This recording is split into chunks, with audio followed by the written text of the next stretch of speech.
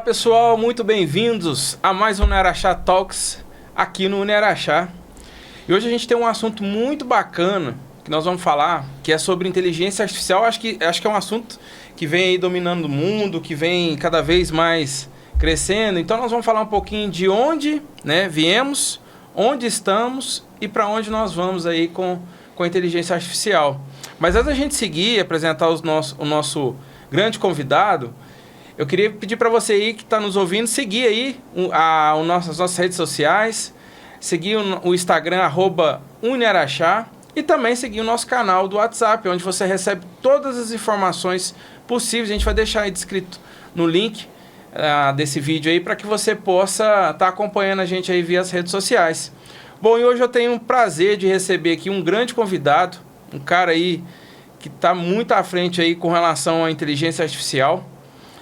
É um egresso nosso de sistemas de informação e hoje está assim, dominando o mundo com a IA. Um prazer receber. E Regis, seja bem-vindo, meu amigo. Obrigado.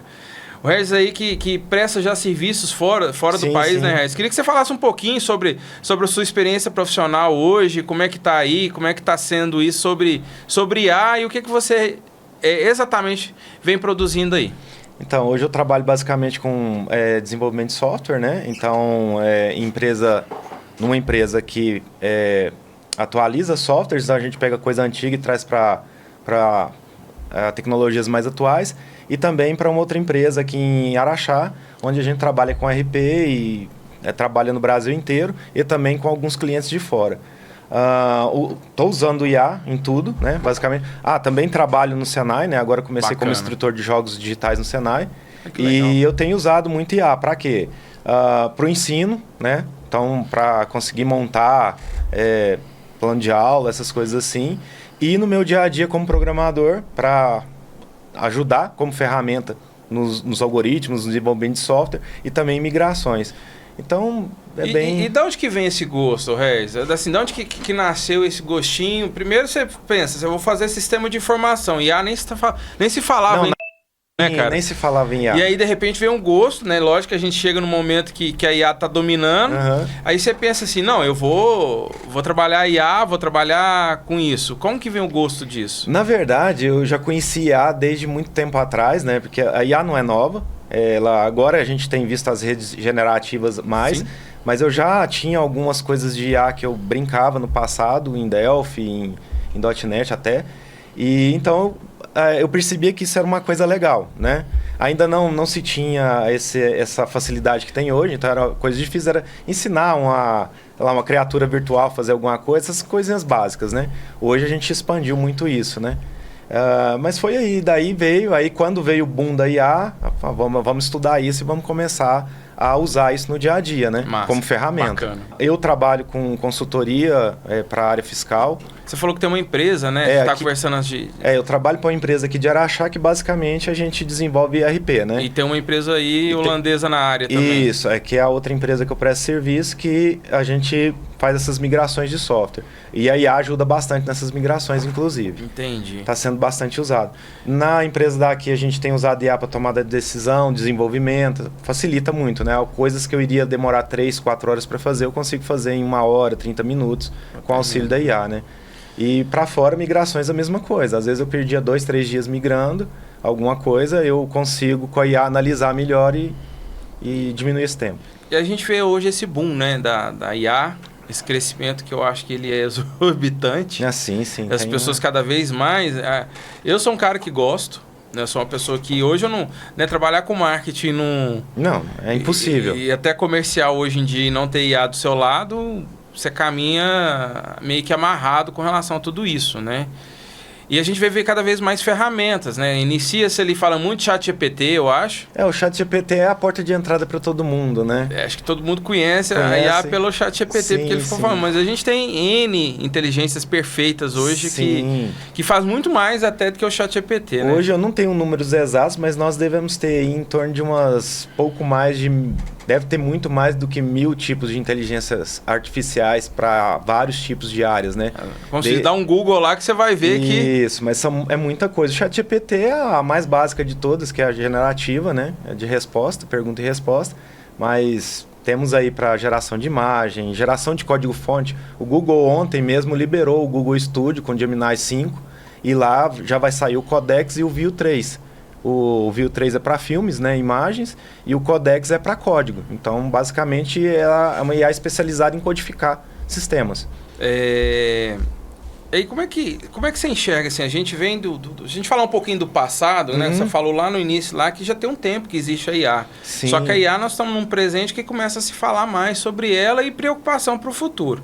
Então a gente vai falar um pouquinho, fazendo uma síntese do passado, do presente e do futuro com relação à inteligência artificial. Mas uma coisa eu queria te perguntar, assim, você sabe me dizer assim, esse conceito da inteligência artificial, como que ela surgiu, como que ela veio, né, os primórdios disso? Sim, sim. Bom, quando a gente fala de inteligência artificial, a gente tem que pensar em redes neurais artificiais, né? É um termo técnico, mas basicamente é simular em um algoritmo de computador como que um neurônio funcionaria. E criar uma rede desses neurônios artificiais para um processamento, né? Isso remonta de 1943. Então, os primeiros neurônios artificiais, algoritmos neurais, eles começaram ali. E nós não estamos falando de máquinas atuais. São máquinas ainda de cartão, aquela coisa toda. Então, pessoal, coisa toda remota, isso, né? então o pessoal já tinha vamos dizer assim, uma ideia do que fazer, né? Aí, com Alan Turing, já em 1950, né, isso deu uma modificada, porque ele começou a trabalhar já os sistemas computacionais modernos. A máquina de Turing foi a primeira máquina, entre aspas, o primeiro computador moderno, né? Ainda usava válvula, óbvio, válvula, engrenagem, mas... Uma curiosidade para quem está nos ouvindo, uma válvula de um computador naquela época, ela durava... uma válvula basicamente é uma lâmpada, né? Sim. Então, uma duração assim, sei lá, talvez dias, dependendo do uso, ou horas. Porque se a máquina tivesse que processar muito, aquilo ia esquentar bastante. Estourar, né? Ia queimar literalmente. Não sei se o pessoal ainda lembra disso, daquelas lâmpadas incandescentes, basicamente uma válvula era aquilo. Você legal. tem que pensar que ficava ligando e desligando, né? Tinha isso também, né? A gente vê em filmes, né? Isso, Sim. quando ligava ali a válvula. E assim, os filmes vocês colocam, tipo assim, uma lâmpada muito grande. Mas eram coisas... Só que assim, no filme exagera, né? Sim, e o trem óbvio. fica piscando. Né? É muito legal isso. Uma coisa que é legal de Turing, você até fala, né? Que a gente... Se a gente pegar a história de Turing, ele tá ali na Segunda Guerra Mundial. Sim. E ele vem justamente para decifrar os códigos de uma máquina que chamava Enigma. Sim. Que era dos nazistas, para poder falar o que os nazistas estavam programando, né? A máquina para quebrar o Enigma foi considerado o primeiro computador moderno, né? Sim, sim. E outra coisa que é bacana, que a gente até comentou, gente, fora do ar, né? E que é bom a gente sempre trocar uma ideia antes. Que existe um filme, acho que 2014, chama O Jogo da Imitação. Isso acho mesmo. Que é um filme que fez muito sucesso na época. E quem quiser assistir, procura lá O Jogo da Imitação. E ele mostra basicamente o que Turing fazia ali, né? Sim, mostra basicamente quando ele quebrou a Enigma. Enigma era uma máquina de criptografia dos alemães, né? Uhum. E ele fez esse computador para quebrar essa criptografia. Certo. Aí a gente tem esse primeiro passo de Turing ali na década de 50 e depois começam a vir outras ações, outros pesquisadores também com relação a IA. E quais são esses marcos fundamentais, assim, o que vem na sequência aí que é importante a gente destacar? Então, pensando ali mais à frente, né? Então, em 56, década de 50, foi criado o termo inteligência artificial, então eles já viram que aquilo era uma coisa viável. Na década de 70, a gente tem aí os primeiros sistemas especializados, jogavam xadrez, não sei se você lembra disso, né? Tinha os russos jogando xadrez contra os supercomputadores. Aí a gente vem para os anos 80, que é a expansão, né? Então, aí a gente começa a ter computação, entre aspas, moderna, né? Com computadores mais rápidos. Entendi. Deixa eu fazer uma pergunta, assim, que me veio agora, assim, e desculpa, assim, se eu tiver num termo errado. Essa programação de inteligência que vem igual os russos jogando, isso tudo já é uma programação de jogos de videogame, assim, isso se insere ali? Pode-se pensar dessa forma, sim, usa a teoria de jogos, que é basicamente a base de jogos digitais, né? Porque a gente pensar hoje, a parte gráfica, lógico que ela evoluiu muito. Sim, óbvio. Mas a programação de um game, às vezes leva anos para se fazer. Sim. Mas eu falo um game muito bem feito, né? É um The Witcher da vida. Isso. Horizon. Assassin's Creed da vida. Aham. Que são jogos que são muito bons de se fazer, de se jogar, porque eles te levam a pensar muito. Sim. Mas você vê que ali já tem uma programação, né? E Tem aí- até um... Te cortando um pouquinho. Tem um jogo do Assassin's Creed, que acho que, se eu não me engano, é Odisseia. E ali o cara, ele vai num tempo passado, em que ele encontra, inclusive, ali o deus do trovão, que é o Thor, Aham. com a família toda reunida, Todo o Olimpo. todo o Olimpo ali. Mas tem momentos que começa, assim, a dar erro na programação, que é normal. O game te leva a isso, aí você tem que pular, fazer algumas etapas para recuperar a programação. Sim. Que aí você começa a pensar que existe alguém pensante fazendo o erro para que você vá lá e corrija, né? Mas a próxima fase dos games agora, eu falava isso com meus alunos no Senai essa semana, é justamente isso, a inserção da inteligência artificial no game para adaptação do jogo. Vamos pensar assim num contexto geral. Uma pessoa com autismo jogando um jogo. O jogo vai perceber isso e vai adaptar o jogo para que não se torne tão difícil ou tão complicado. Ou alguém também que está tendo muita facilidade para jogar o jogo. Então o jogo vai subir o nível ali para um nível mais hard, entendeu? Então esse é o próximo passo, é o jogo se adaptar ao usuário, né? A jornada do usuário. Sim. Não é escolher o fácil, o médio ou difícil. É o Não. cara, ele se adaptar àquilo que o... Eu imagino esse tipo de configuração sumindo dos jogos nos próximos tempos, entendeu? Uma coisa interessante também que aconteceu, lembrando agora, o Netflix, há um tempo atrás, na segunda temporada, se não estou enganado, de Black Mirror, ele introduziu um episódio onde o final vinha conforme as escolhas do usuário no Netflix. Não sei se você lembra disso. Lembro disso, Você ia verdade. assistindo, ia fazendo escolhas durante a coisa, e aí o final se montava totalmente diferente. De certa forma, é um tipo de inteligência, né? Baseado porque em ele opções. baseia das opções que você faz, né? Se você tem um streaming hoje, ele te fala por aquilo que você assistiu. Tipo, aí ele te dá várias opções, que aí você pode seguir dentro daquela linha que talvez você esteja assistindo mais. Sim, sim. Os algoritmos da vida, inclusive Sim. hoje, igual a rede social, tem gente que não entende rede social. Nossa, eu não aguento mais que aparece sapato para me comprar. Mas vem justamente por aquilo que você gosta e ele vai aparecer, né, cara? Uma nova... O pessoal pensa, a inteligência artificial vai matar emprego. Pelo contrário, criou um novo emprego aí, que é o do data analysis, entendeu? Então, hoje tem se usado muito machine learning, né, aprendizado de máquina, para fazer análise de dados e descobrir mais fundo o que a pessoa quer. Às vezes ela nem sabe o que quer.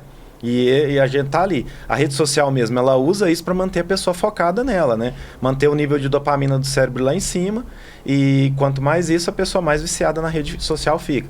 Tanto que se você percebe que conforme o que você curte, é o que vem para você.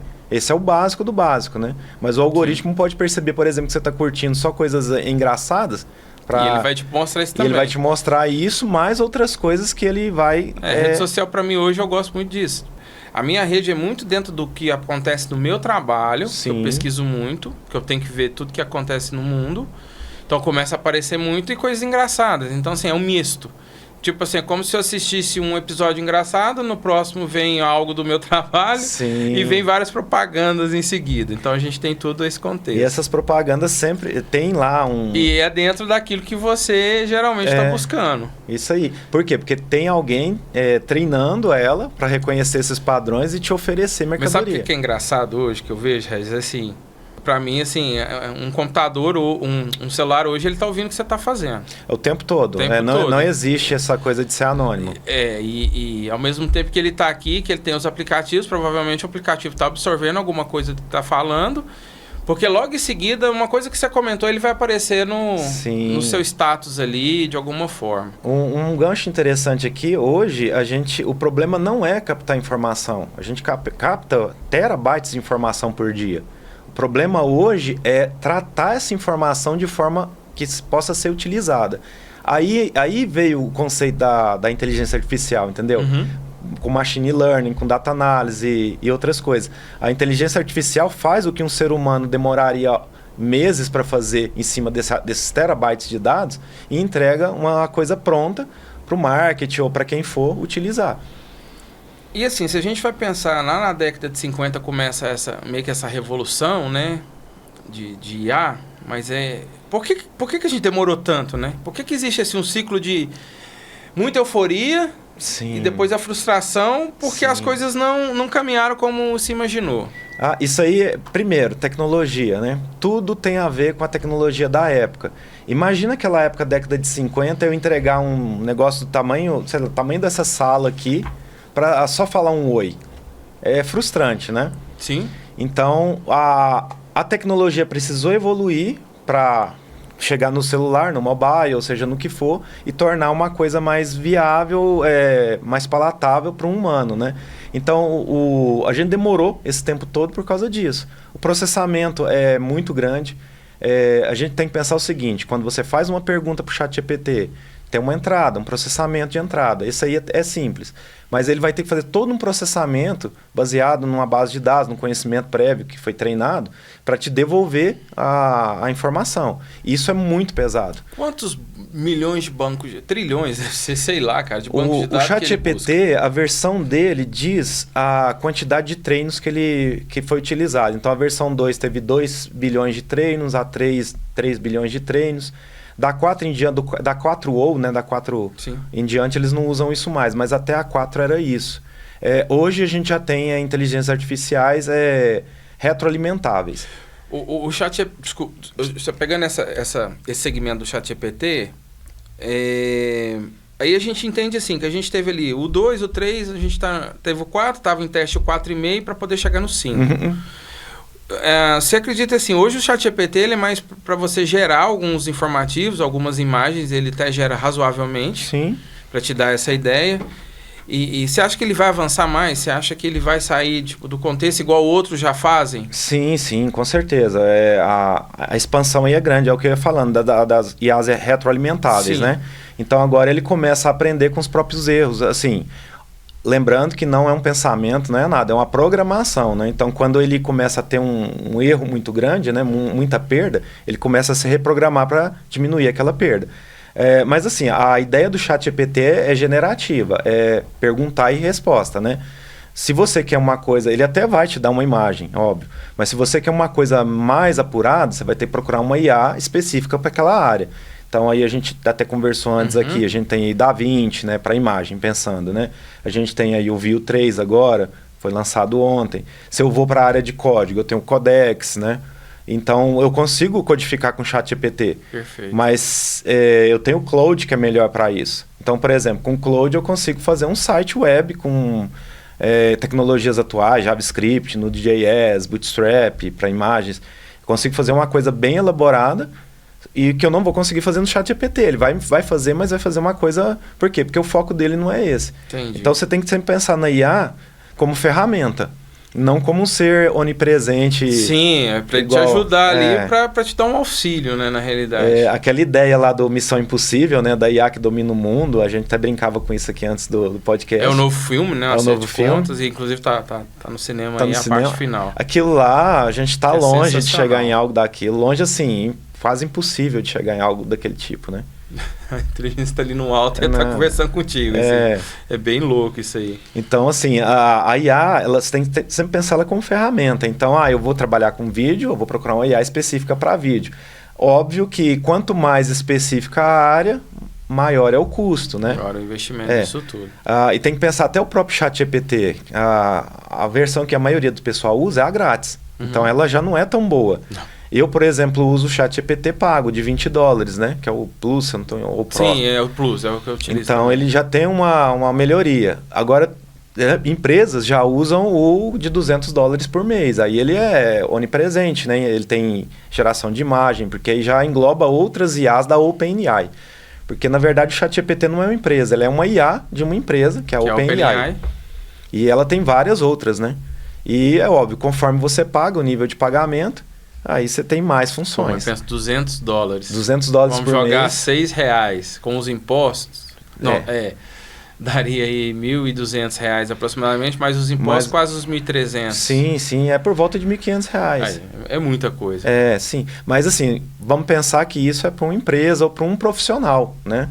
Então, eu vou pegar a sua área, por exemplo, marketing e design visual. Já conta como se fosse uma licença de um software, uma ferramenta.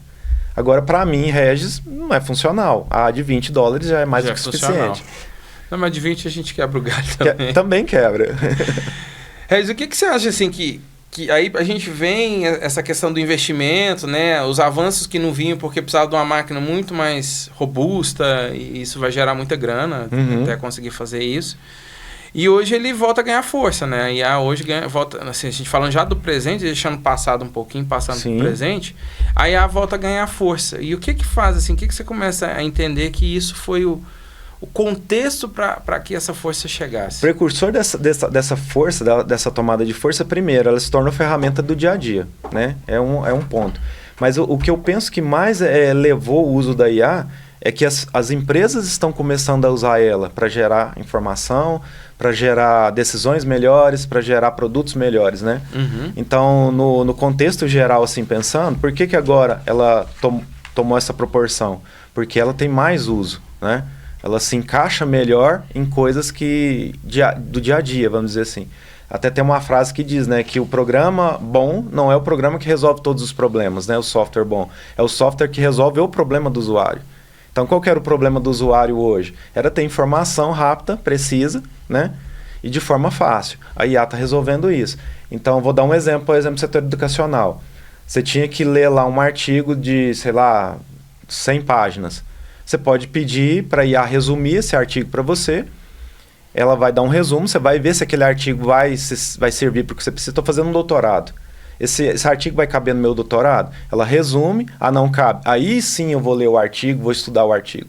Então, agora eu consigo selecionar a melhor informação baseado, tomar a melhor informação. Vamos levar isso para o contexto da empresa. Eu consigo minerar dados de forma que eu saiba o que o usuário gosta mais, o que ele compraria, o que eu posso oferecer para ele, o que eu não posso oferecer. Então, pensa numa loja. Pode ter uma câmera na entrada da loja que pega o rosto da pessoa. Então, ela passou por essa câmera, pegou o rosto, já tem essa pessoa cadastrada no banco de dados, com todas as preferências dela. E eu posso levar para o vendedor na tela dele um pop-upzinho, alguma coisa lá, onde ele expande aquilo. Não, e isso existe, tá? Não, eu sei, eu tenho certeza. Isso eu vi na França, numa loja modelo. Caramba! Então, pelo reconhecimento facial, ele já vai lá e fala, não, olha, ele gosta de gravata verde. Ele não compra gravata preta, então não ofereça. Ele tem um filho, o filho dele vai fazer aniversário daqui 2 dias. O aniversário dele é hoje, entendeu? Então, também eu posso usar isso para, sei lá, mimar o usuário, né? Pensando que, às vezes, a loja lembrou do meu aniversário e mandou uma lembrancinha. Não, a IA foi lá, minerou isso, viu que se mandasse, vai ser um potencial comprador de alguma coisa. Ela vai te mandar uma lembrancinha que vai remeter a uma compra, a uma necessidade sua, entendeu? Então, aquela lembrancinha ali, na verdade, eu estou intuindo teu cérebro a comprar alguma coisa que eu estou vendendo. Eu não estou te dando aquela lembrancinha de graça. Que não é o motivo. E no nosso dia a dia, cara, como é que a gente usa aí? Como é que as pessoas hoje, elas... Porque a gente acha que não na verdade, a inteligência artificial é muito mais que só abrir uma ferramenta. Sim, com certeza. E no nosso dia a dia, onde que ela está presente? Como é que ela vive hoje isso aí com a gente? Olha, para você ver, quem tem Android, por exemplo, já tem o Gemini funcionando nele, né? Gemini, da Google. Quem tem o iPhone, já tem a Siri da Apple, né? São assistentes que utilizam IA. Hoje tem até a Apple Intelligence, né? Sim. Que está agregando cada vez mais com a Siri. Porque a Siri, na verdade, ela é só uma assistente. O pessoal mistura muito o que é assistente e o que é inteligência artificial. O assistente, ele só responde. Então, por exemplo, a Alexa. A Alexa, ela é uma assistente, né? Então, ela só responde a comandos prévios. Inclusive, a Amazon vai entrar agora com um serviço, ele ainda não foi lançado, mas eles já estão cogitando, que é a Alexa Plus. Então, seria a Alexa usando inteligência artificial. Então, por exemplo, na minha casa hoje eu vou lá e falo para a Alexa, Alexa, acenda a luz da cozinha. Se eu quiser acender a luz da cozinha e da copa, eu tenho que dar 2 comandos. Alexa, acenda a luz da cozinha, Alexa, acenda a luz da copa. Na Alexa Plus eu vou falar, Alexa, acenda a luz da cozinha e da copa. Ela vai entender. Entendeu a diferença? Então, vai ficar uma coisa mais habitual, né? Então, para quem tem... Isso só considerando o que a gente já tem, né? Bacana. A gente também fala muito dessa questão dos reconhecimentos que você está falando aí, das pessoas verem, até na hora de comprar a loja, facial biometria e tudo mais. Isso tudo está dentro... A inteligência artificial hoje, ela já avança tanto nisso que bateu o olho em você, ela já praticamente... Sim. uma coisa interessante que eu vi esses dias, um artigo sobre psicologia. Eles já estão usando inteligência artificial, por exemplo, para analisar as feições da pessoa. Então, vai ter uma câmera ali, a pessoa entra para trabalhar ou entra num estabelecimento, ela já analisa a feição da pessoa e vai pressupor o humor dela, entendeu? Então, vamos pegar isso numa empresa, por exemplo. Uma pessoa que passa por essa câmera todo dia nervosa tem um motivo. Aí, vamos usar outras IAs para analisar o dia a dia dele, né? Aí vai entrar uma cerne aí bem complexa, que é a da privacidade, né?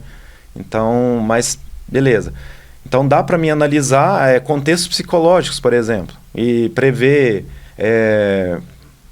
sei lá, uma depressão na pessoa, talvez. O Apple Watch, o Samsung Smartwatch, eles já vão captando sinais do corpo, né, usando a biometria, e podem gerar informação disso para um médico, por exemplo. Hoje eu estava lendo que eles conseguem prever com até 20 minutos, 1 hora de antecedência, um infarto. Então, são coisas do dia a dia bobas. Você está com um smartwatch e ele vai avisar teu médico, olha, o Harris está perto de ter um infarto. Aí o médico já vai ligar, já vai ver como é que está a situação, aquela coisa toda, né? E como é que a gente pode falar hoje da IA na educação, Harris? Aí a gente chega assim dentro da nossa casa, né? Dentro do Unerachá, e se fala tanto da IA na educação hoje, né? Como é que você está enxergando? Como é que esse contexto, as plataformas, né? A pessoa aprender a usar a IA, porque tem muita gente que acha que não sabe como dar o comando, né? Sim, sim. E como é que a gente vê isso a IA hoje dentro da nossa educação? E lembrando, pessoal, uma coisa importante, nós estamos lançando agora para o próximo ciclo, né, do vestibular nosso. A gente vem com um curso, né, de 4 anos, um curso de bacharel. Graduação em inteligência artificial. Então, assim, se você tem interesse aí de fazer inteligência artificial, já acessa o nosso site aí, unerachá.edu.br, e conheça mais um pouquinho, né? Lá também tem o nosso número do WhatsApp. Você pode falar com o nosso comercial para poder estar se inserindo dentro do mercado já, né, da educação. Sim. E outras áreas também, que a nossa graduação não é especificamente só da graduação de educação, Reis. Sim. E a gente está vindo com a pós, que eu acho que é especificamente voltada para educadores, área, né? Que é a nossa inteligência artificial e gestão de tecnologias educacionais, que é um pouquinho do que a gente vai, inclusive, falar agora, sim, né? Sim, sim. Então, pensando no quesito educacional, eu vejo 2 pontos aí primeiro, né? O lado do aluno e o lado do professor. Então, do lado do professor, eu vou falar o que eu estou passando agora, porque eu comecei com aulas no Senai de Jogos Digitais e eu tenho usado bastante. Então, para o professor, ajudar a formar planos de aula melhores, né? A gerar material também. É óbvio que não vai ser assim, gere uma aula de jogos digitais para mim. Não é assim que funciona. Eu vou ter que conhecer os termos, então aí entra o conhecimento do professor, né? Para gerir e dar um rumo para essa IA gerar o material para ele. Porque tem gente que acha que a inteligência ela já gerou para você e tá tudo certo, e não é assim que funciona. Lembrando que ela repete muito. Sim, sim. E eu lembro de uma frase antiga que falava o seguinte: se entra coisa ruim, vai sair coisa ruim. Então, se a pessoa não sabe perguntar, não sabe dar o rumo para IA, não vai sair nada. Então, alguém que não entende da área não vai conseguir fazer um material que preste daquilo, né? Então, ele tem que entender termos técnicos, tem que entender tudo aquilo. Para também o professor fazer aulas mais práticas. Então, a IA eu posso pedir para ela, por exemplo, baseado em tudo que eu escrevi, me mostre ferramentas ou jogos ou alguma coisa do tipo que me ajudem com essa aula, por exemplo. Aí você vai falar a aula. Óbvio que você já tem um contexto, né? Ela já vai seguir aquilo. Então, você torna a sua aula menos teórica e mais prática. Bem mais, né? Sim. Agora, vamos para o lado do aluno. Para o aprendizado. Ele pode explodir o aprendizado. Ele pode pegar o que o professor ensinou para ele, subir na IA. Eu acho que pouca gente sabe disso. A gente pode pegar um documento, seja ele qual for, fazer o upload para a IA, tem um maisinho lá no ChatGPT, falar para ele, leia o documento, e aí você pode pedir um resumo, por exemplo. Então, às vezes, o aluno pode pedir, vamos supor, eu posto muito material didático, né? PDFs para os alunos. Ele pode subir esse PDF e falar no prompt lá, olha, eu gostaria dos pontos mais importantes baseado no documento que eu te enviei. E em cima disso, procurar alguma coisa. Ou me dê links sobre os exemplos citados no no documento. Aí ele vai te mostrar links para a web para você navegar e expandir o conhecimento. Que bacana. E isso aí é para tudo, né? Para quem está aprendendo programação, por exemplo, já tem ferramentas que ensinam a programar, entendeu? Isso a gente chama de... para quem não tem muito avanço dentro do digital, acaba sendo uma inclusão, né? Uma coisa interessante que eu vi, já tem professores de inglês usando IA. Então a pessoa... Dá para aprender inglês usando o ChatGPT. Não, tem gente já gerando... Pega o ChatGPT porque ele tem um comando melhor na hora da instrução, vai aprender o inglês ou... Mas tem gente, que isso é importante a gente dizer, que está vendendo produto na internet que ele não aparece. Quem aparece é uma imagem de IA. Sim. E ele vende o produto dele normalmente. Outra coisa normal para a loja também. Eu não sou bom. Eu particularmente sou ruim para escrever texto longo. Então eu vou lá, dou as diretivas para ela. E ela, então eu vou vender um produto, um celular. Faz a cópia ali na hora. E ela vai gerar uma descrição daquele produto, me colocar no meu e-commerce ou até na loja, né, para falar a respeito daquilo. Que então, bacana, cara. É bem interessante. Bacana. Eu penso que no dia a dia, cada vez vai se inserir mais e mais. E como é que a gente fala sobre educação e ética, hein? Quais os desafios? Isso é um desafio complicado.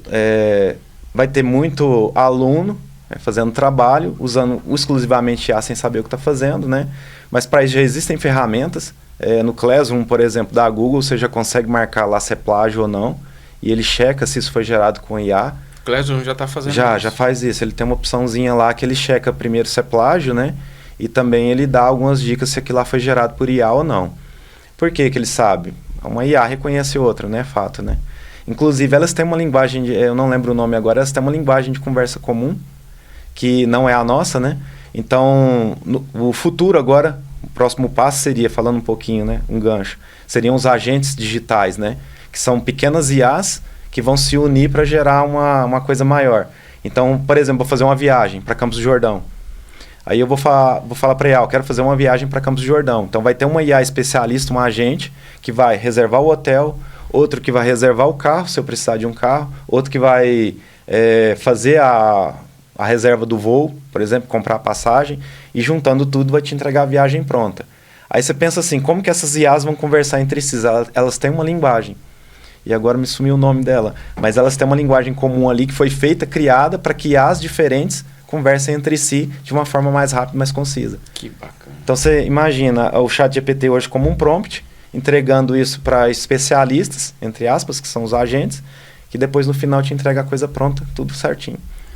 E quais são as aplicações mais disruptivas hoje que a gente vê atualmente? Já teve até um lance, né, do ChatGPT versus DeepSeek. Sim, isso aí foi bem falado na mídia, né?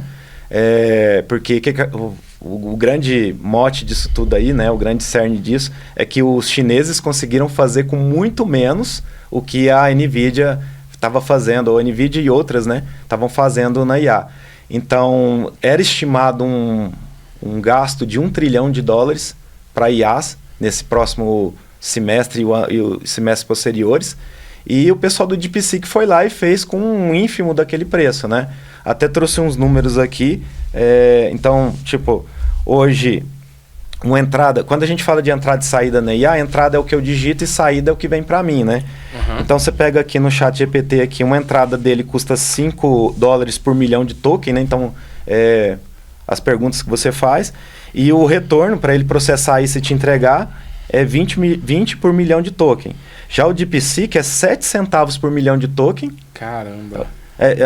Perdão, aqui é o cash hits. É 55 centavos por milhão de token e 2,19 por milhão de token de retorno. Então, você vê que é uma ínfima parte, assim, né? Cerca de 10% do que eles gastam lá, né? E o custo dele também, assim, com erros, né? Porque você tem que pensar o seguinte, quando eu faço uma pergunta para a IA, ela erra internamente, ela tem um treinamento que ela vai errando até te dar a saída, né? O DeepSeek consegue fazer isso com muito menos também.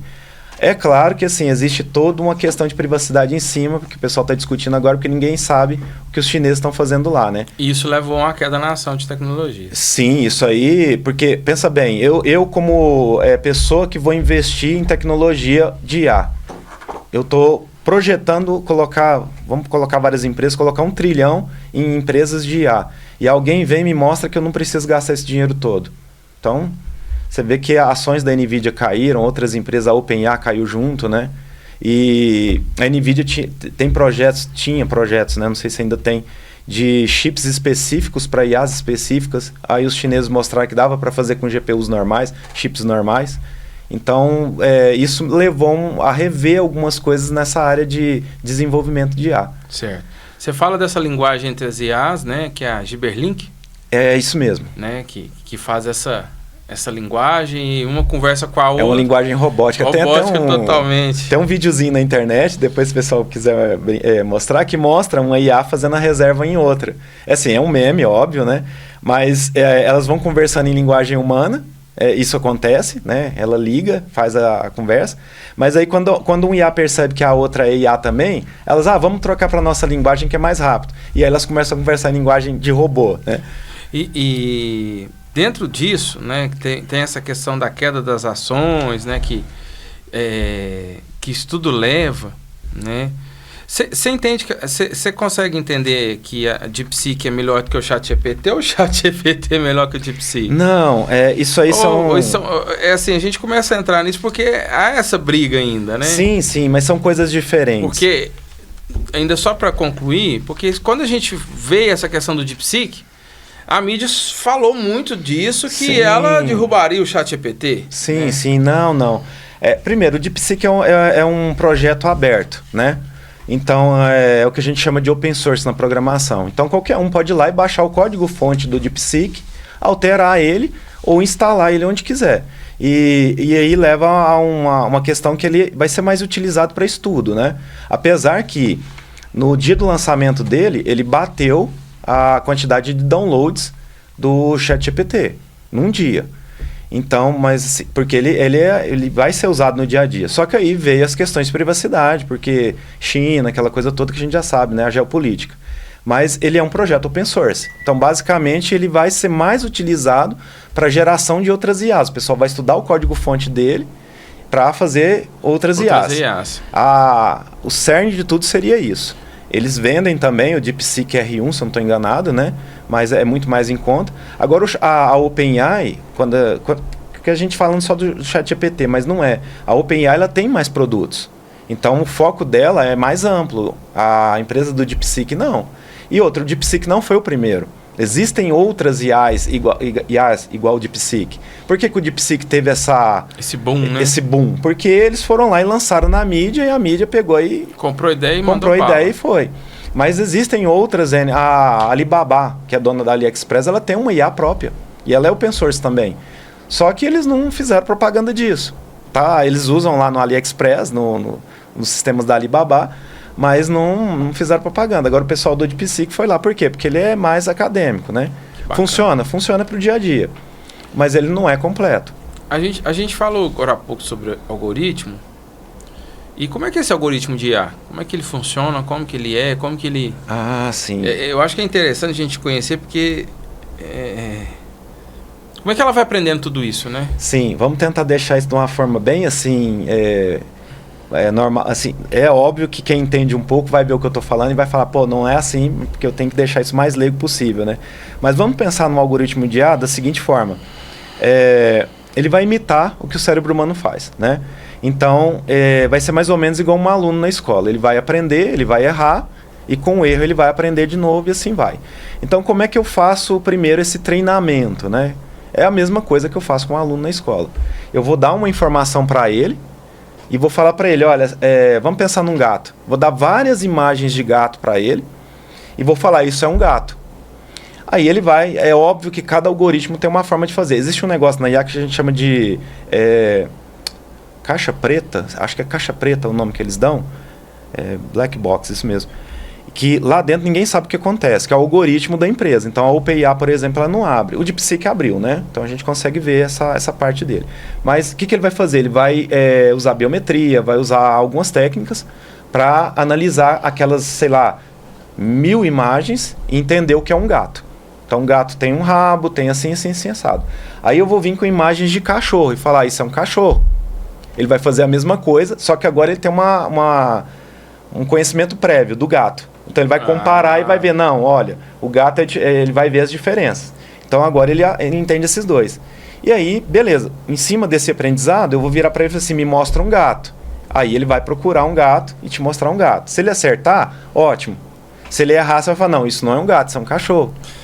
O treinamento basicamente é isso. É engraçado assim, a questão até da linguagem humana, porque da forma que a gente acostumou hoje a escrever meio que abreviando as palavras no WhatsApp para encurtar, mas isso não...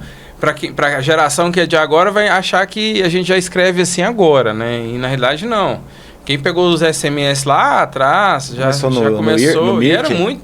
Começou, e assim, às vezes a gente tinha, acho que 160 caracteres. Caractere, gente, assim, cada letrinha cada espaço. É um caractere, cada espaço é um caractere. E a gente escrevia já, a gente começou ali, né? Tipo assim, eu lembro assim, vamos escrever agora. A palavra agora era AGR, alguma coisa nesse sentido. E a gente vem escrevendo hoje, vem criando outras coisas. E é interessante que a IA, ela, se você escrever assim para ela vai entender. Sim, porque ela foi treinada com essas ambiguidades à língua, entendeu? E você tem que pensar o seguinte. Sim. Eu tenho uma língua, eu tenho essas ambiguidades aí, essas regionalidades, e tem a culturalidade em cima daquilo. Então, uma palavra que às vezes é... Vamos pensar português e português Brasil e português Portugal. A mesma palavra pode ter significados diferentes. Sim. Então, ele também vai entender isso. Mas por quê? Porque naquele momento do treinamento, vamos supor que a primeira língua que foi ensinada foi inglês Portugal.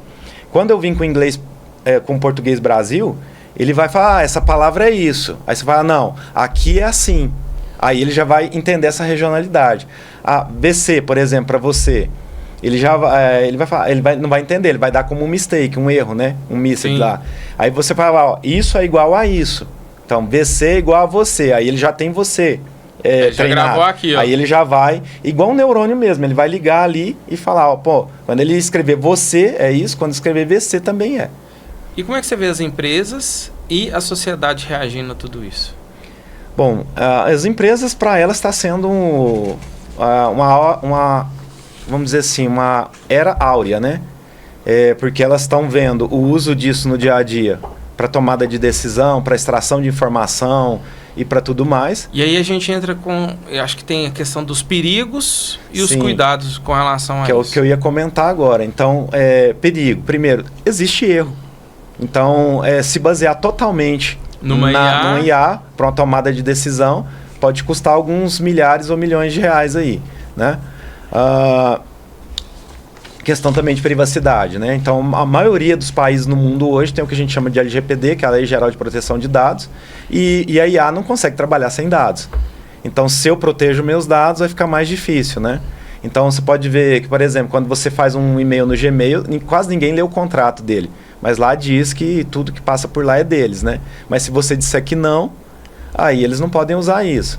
A mesma coisa com o Facebook, com o Instagram ou qualquer outro, né? E então, já pegando o gancho para as pessoas, né? Então, o problema da privacidade ele é enorme. Quanto mais eu dou informação, mais a IA vai saber de mim. E isso vai pro lado bom e pro lado ruim, né? E agora ela te fala, né? Eu percebi aqui que você gosta disso, ela já te manda esse... Você já tentou perguntar pro ChatGPT, te dar baseado na sua... Isso é um prompt, tá? Você vai lá no ChatGPT e escreve lá. Baseado nas nossas conversas, me mostre meus 10 pontos fracos e meus 10 pontos fortes. Já fez isso? Não, nunca fiz. Olha que faz legal, isso, você vai ver. Pessoal, você que tá vendo aí, ó. Entra no ChatGPT, você costuma usar e faça isso. Ele vai te dar 10 pontos. Isso é baseado nas suas conversas, né? Ele vai te falar, ó, você é bom nisso, você é ruim nisso. E aí você vai se surpreender com o que ele vai te dar. Como é que é 10? Você pode pedir para ele, ó, me mostre 10 pontos fortes. 10 pontos baseado fortes. Em nossas conversas. Ou 10 pontos fracos. E fracos. Eu vou fazer, depois eu vou te contar. Cara, é muito interessante. É óbvio que isso é tudo baseado no que você conversou com ele, né? E mitos e verdades? E as fake news? Isso aí é o que mais tem. A primeira de todas, a IA vai dominar o mundo. Não tem como a IA dominar o mundo, né? A IA é um software, como qualquer outro. Ela imita o pensamento humano, ela imita uma reação humana, mas ela não é mais do que um software. Mas seu novo T800? Não. Essa ideia da IA do Exterminador do Futuro, isso não existe. Até ontem eu vi uma matéria falando sobre uma IA que se recusou a se desligar, né? Porque o engenheiro de software foi lá e falou, vou desligar. É óbvio que ela vai falar que não quer se desligar, porque ela foi treinada para isso, né? Então ela não entende o que é desligar ou não desligar. Alguns meses atrás, um engenheiro da Google saiu falando que a IA da Google, que é a Gemini, que está livre para todo mundo agora, tem um ano mais ou menos isso, ela tinha a ideia de consciência. Ela não tinha ideia de consciência, ela foi treinada para simular uma ideia de consciência. E lógico que pegando esse gancho também, a gente falou de empresas agora, você acha que a gente vai ter um extermínio de empregos? De forma alguma, pelo contrário. Nós vamos ter novos empregos sendo criados. Então, eu já citei um, que é o analista de dados, né? Hoje a gente já tem faculdade para isso, que é o de engenheiro de prompt. Então, e é interessante isso que você está falando, até da analista de dados, há pouco tempo até lendo, está escasso o mercado ainda. Sim, né? Tá não. gente procurando e tem gente que não existe. Não acha. Se você entrar no LinkedIn e colocar analista de dados, você vai ver que tem vaga pra caramba, pagando muito bem. E vaga parada. Sim. Gente, é importante que eu até li um pouco, você pode até me corrigir se eu estiver errado. Eu li isso há pouco tempo. Que dentro da analista de dados, geralmente, ele não tem uma formação específica. Não. Ele é programador, ele é um cara que sabe entender um pouquinho de informação, né? Um pouquinho, não muito de informação, né? E muito de Python, por exemplo, que é uma linguagem de programação, é a linguagem mais usada em IA. E é isso, é muita matemática. Então você vê às vezes gente que formou em matemática conseguindo vaga de analista de dados. Se ele fosse, não estou desmerecendo a profissão, óbvio, mas se ele fosse ser professor de matemática, com o curso dele, ele ganharia um valor. Como analista de dados, então é óbvio que ele teve que expandir um pouco, né? Aprender Python, aprender alguma coisa. Mas como analista de dados ele vai ganhar muito mais, né?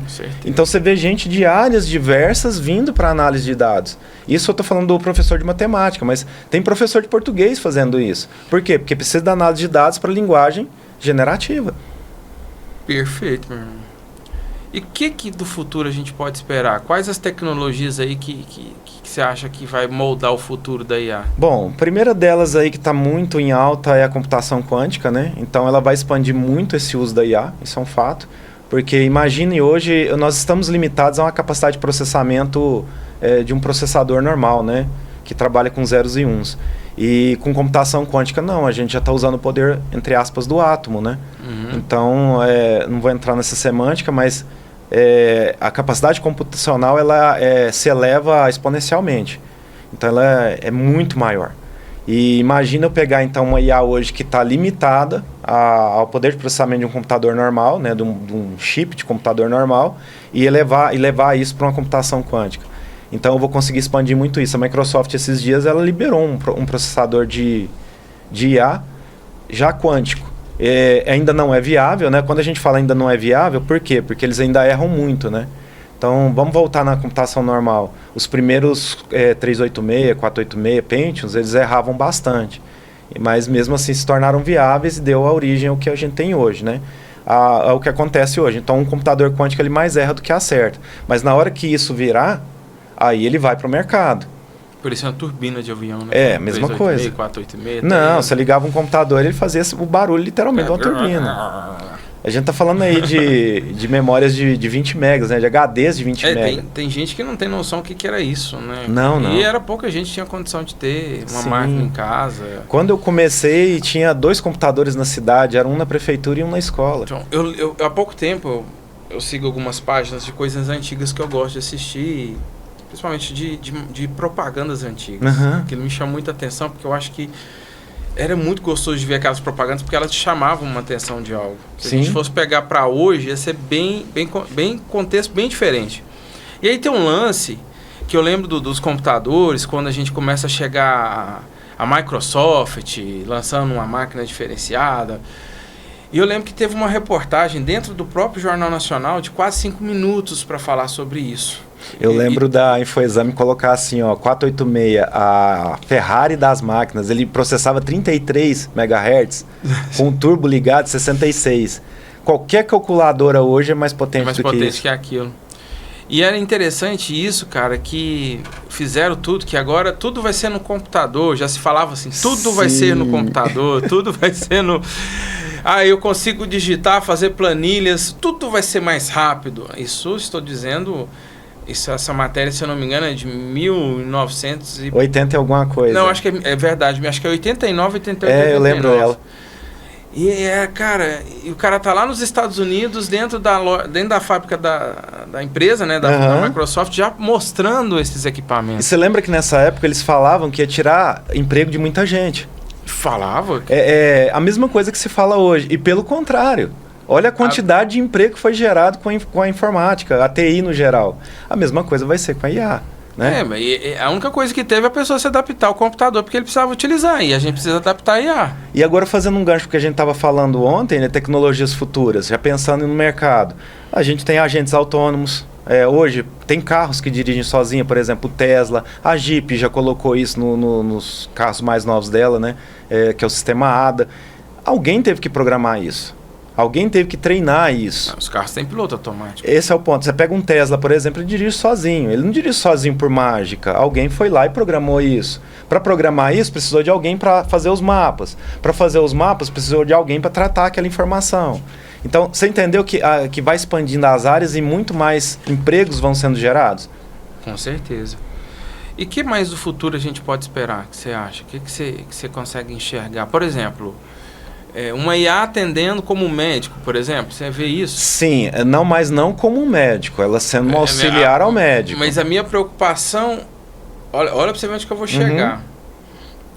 Se hoje uma pessoa consegue gerar uma pessoa de imagem, vender um curso, você acha que uma IA não pode ser programada como um médico e as pessoas venderem? Seria muito Star Trek isso aí, viu? Cara, mas assim, eu já pensei isso, sim, sabe? Sim. Então, tipo assim... Imagina, criou um Diogo médico. Aí a pessoa vai lá, ela é atendida online, mas tem gente que está vendendo como se fosse um médico e ganha dinheiro em cima daquilo. Não, olha o absurdo que a gente pode chegar. Isso com certeza vai existir. É onde a gente entra na cerne da privacidade. Mas vamos pensar o seguinte, eu vou fazer um agente desse, que vai simular um médico. Ele não tem o feeling de um médico. Então imagina uma pessoa gripada. Ótimo, é uma coisa simples de resolver. Para esse tipo de coisa pode ser legal. Mas imagina uma pessoa que está com sintomas de gripe, mas não é gripe. Ou faço uma consulta por R$20. Entendeu? Então, isso vai... o mercado vai começar a selecionar isso com o tempo. Isso é um fato. É o que aconteceu com os carros, por exemplo. Pensa bem, no Brasil, até um tempo atrás, direção hidráulica, freio ABS e airbag não era obrigatório. O mercado selecionou isso. Hoje não se vende carro sem isso mais. A mesma coisa vai acontecer com as IAs. Então, vai ter isso? Vai. Vai servir para as coisas pequenas? Sim, com certeza. Então, o médico vai deixar de atender o bebê reborn. Mas vai passar a auxiliar ele. Então, hoje, por exemplo, a Sony já tem cirurgias guiadas. Então, tem um robô na sala de cirurgia, o médico está lá em outro lugar. Há pouco tempo eu estava assistindo uma série que chama Resident, The Resident. E é muito legal, porque assim, é um hospital de renome, né, dentro da série, e estavam treinando já pessoas fazer cirurgia via robô. Sim, teve um vídeo esses dias que o pessoal ficou zoando, né, porque o médico estava utilizando um robô de cirurgia, acho que é da Sony, se não estou enganado, para operar uma uva. Então ele pegava, cortava a uva, tirava a pele da uva, depois fazia... como se fosse uma simulação de incisão e costurava aquilo. Aí o pessoal, beleza, o robô já consegue fazer isso numa uva. Tá, mas aquilo ali está demonstrando por quê? Porque a casca da uva é muito fininha, muito frágil, a uva em si.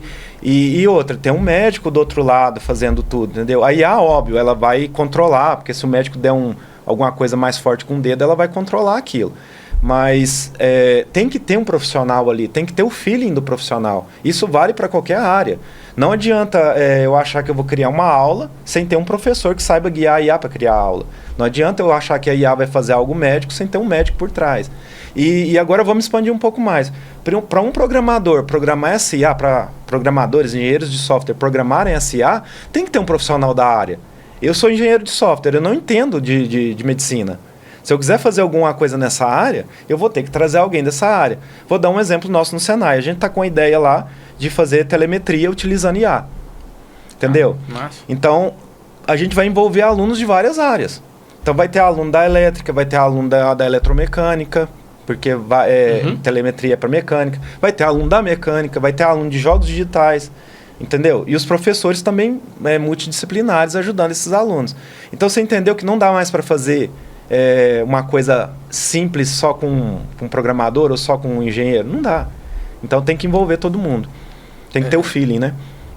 E pra gente falar um pouquinho, por que você acha que a inteligência artificial tem esse nome, inteligência artificial, e se torna tão emblemático?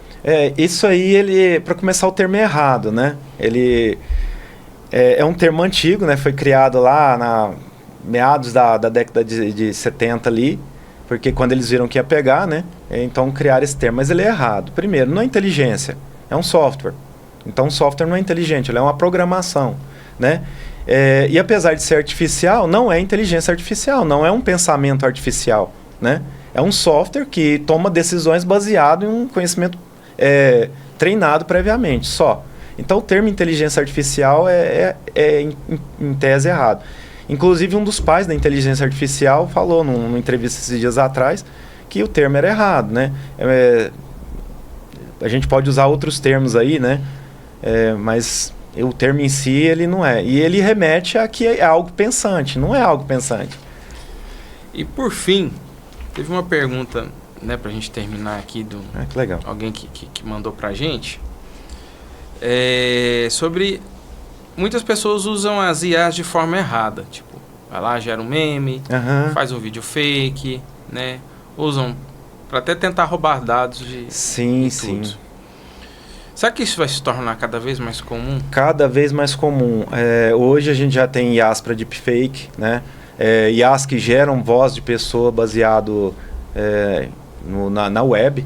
Então, você vai ver políticos, vai ver artistas, vai ver pessoas... A gente vê muito essa questão, assim, você falou tanto em fake news nos últimos tempos, que usa a voz de algum político e vai lá e na verdade é um fake news que não foi. Tem um meme agora que é com Drauzio Varela. Sempre que eles querem zoar alguma coisa, eles usam aqueles vídeos do fantástico Drauzio Varela, eles mexem na face dele para que a boca fique condizente com o que está sendo dito, e é a voz do Drauzio Varela. Só que ele nunca falou aquilo, porque assim, é meme, entendeu? A gente entende que é meme, mas pensa isso sendo usado para o mal. Entendeu? Então, outra coisa interessante, pouca gente sabe, muito pouca gente sabe disso. Quando você tira uma foto no seu celular, por exemplo, a geolocalização, se ela estiver ligada, essa foto vai ser marcada com dados de geolocalização. E você vai postar isso em redes sociais.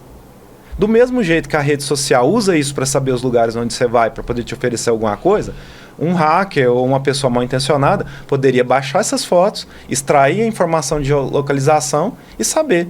Por exemplo, que toda terça-feira você vai em determinado lugar. Ou no meu caso, por exemplo, que todo dia à noite eu estou no Senai. Entendeu? E durante o dia eu estou em casa. Isso que é bom tirar a geolocalização. É uma das primeiras coisas que a gente faz na segurança da informação, desligar isso, entendeu? Isso eu estou falando da coisa mais simples. Imagina... E hoje pede para permitir se você deixa acessar seus dados. Sim. Que não, óbvio que não, né? É por isso que está tendo muito essa discussão de privacidade, entendeu? Porque essas informações vão gerar insights para coisas boas e coisas ruins. Perfeito. Você quer falar mais alguma coisa que a gente não deixou? Eu acho que assim foi um papo... Assim, primeiro, eu acho que só uma coisa que eu tenho comigo, né? Outros vão pensar que não. Sim. Mas inteligência artificial não vai tirar emprego de ninguém. Não é um bicho de 7 cabeças. Não é algo que veio para destruir o mundo. Isso aí é coisa de filme. Ela nada mais é do que uma ferramenta e que, se bem utilizada, pode ampliar o conhecimento humano. Vai gerar muita coisa boa, né, cara? Sim. A gente tem que pensar o seguinte, que a própria internet, ela nasceu de um projeto militar. Era para ser uma coisa, entre aspas, ruim, né? Porque a internet foi feita para a ARPA, a primeira internet, ela foi feita para comunicação militar. Então, era para a guerra. Quando ela chegou nas universidades, as universidades fizeram disso um conhecimento bom. E olha aí a internet sendo utilizada para o bem, né? E também para o mal. Então, aí tem aquela frase antiga, né? Que o revólver não faz nada sozinho, né? Tem que ter alguém para puxar o gatilho. Então, com certeza. Vai depender de quem puxa o gatilho da inteligência artificial. Rez, brigadão. Que isso, eu que agradeço. Foi um papo super gostoso, cara. Gostei muito. E é bom a gente aprender, bom a gente entender. Espero que você que está em casa tenha aprendido também um pouquinho mais sobre essa inteligência artificial, da onde que ela veio, como ela vai chegar aí no futuro. Para assistir esse ou mais episódios, basta você acessar o Uniaraxá, as redes sociais, pelo YouTube. E não deixe de assistir os nossos próximos vídeos aí do Uniaraxá Talks, que tem muita coisa bacana aí vindo pela frente aí. E também, bom, já disse agora há pouco, palestras, bate-papos que foram muito legais, muito bacanas aí, você que está querendo aí falar um pouquinho. E lembrando que nós estamos com o processo seletivo aberto. Entre aí uniaraxá.edu.br, faça a sua inscrição e pegando em pauta aí o nosso curso novo de inteligência artificial e a nossa pós-graduação também, inteligência artificial voltada para a área educacional. Qualquer dúvida, basta entrar aí no nosso contato 0800 035 6777, é o nosso WhatsApp para você poder falar com o nosso comercial. Regis, obrigado mais uma vez, irmão. Até a próxima. Galera, até a próxima. Valeu demais. Fomos!